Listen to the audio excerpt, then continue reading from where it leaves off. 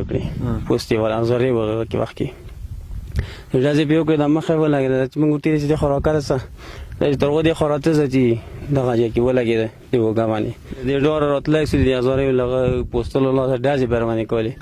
گران آقای 10 ساله این کودک خردسال به خاطر پدرش اشک می‌ریزد که در 18 رمضان از سوی ساکر اداره کابل به شهادت رسید. اما شهامت و مردانگی این کودک من و همکارم را حیرت انگیز نمود و در همان دکان پدرش مصروف به دکانداری است. اکنون این کودک نان آوری فامیلش را بر عهده گرفته است. ظالمانو به قوات راغله دا خلک به ظلم نیول او په ټانګو به سپارول په خاطر دې چې چېرته په موږ باندې ماین پټاو نسی چې شي نسی دغه په خاطر باندې کوم ماین والو چې د خلک د عام خلک پکې لاړ شي دې په خاطر باندې هغه کړی لو کې نه دا کړی دي ظالمانو دا د امریکا مزدورانو نو بس دغلته بار جای کې د شهادت رسولی و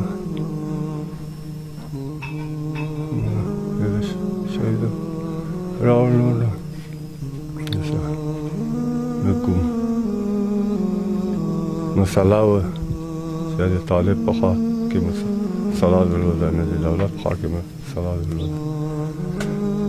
خاص یو غریب خپل غریبۍ الله لرلې پسې وتلی و د ظالمانو په شهادت ورسول په خاطر شپږ بچیانې دي واړه ماشومان دا سیاسه رایه ده او پلار یې د شورویانو په وخت کې ولسانو په شهادت رسولی و دا سړی دوه کلن د پلاره پاتې و معلوم پروژې کې معمولا اولاد مازدیګر د خپل پلار ته سترګې پلاري چې موږ ته روژې ماتې ته څه راوړي بچیان زمونږ ورونه د اختر په خوښیو کې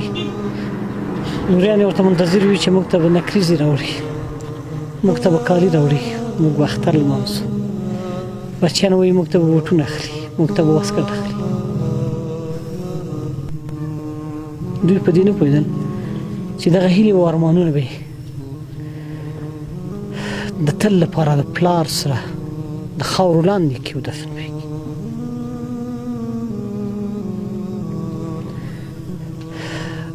د اختر خوښۍ هم ورسره دفن کړي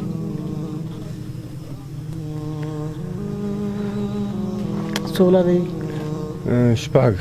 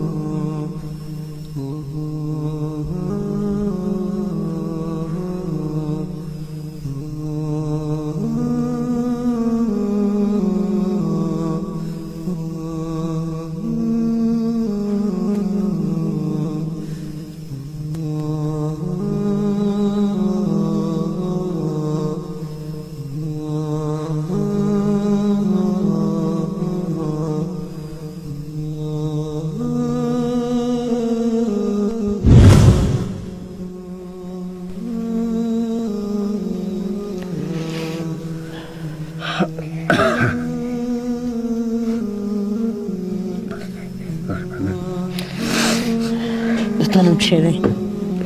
ګران آقا د خپل پلار ځای ناست دی دا د پلار دکان دی د پلار مشر زوی دی یو سپري ته په تلاش کې دی چې د خپل کونډې مور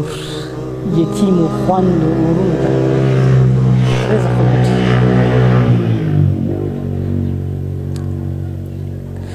د دې وطن هره کوڅه هره دره هر ولایت او هر ولسوالۍ د داسې فاجعه او د داسې غمیزو ډکه ده. دلته په سلهاو د داسې ماشومان نه پلرونه اخیستل شوي دي، د نه یو نړۍ هیلو او ارمانونو سره د خپل پلار هم دفن کړی دی. د امریکا په ټانګونو باندې سپاره ګوډاګیان باید په دې پوه شي چې تاسې د افغانستان تاریخ نه بخي. د تاریخ دغه ویرجنې پاڼې ثبت کېږي، د دې هرې کړیکې او هرې چیغې د دې مظلومو معصومو اوښکو ځواب به تاسې وایي.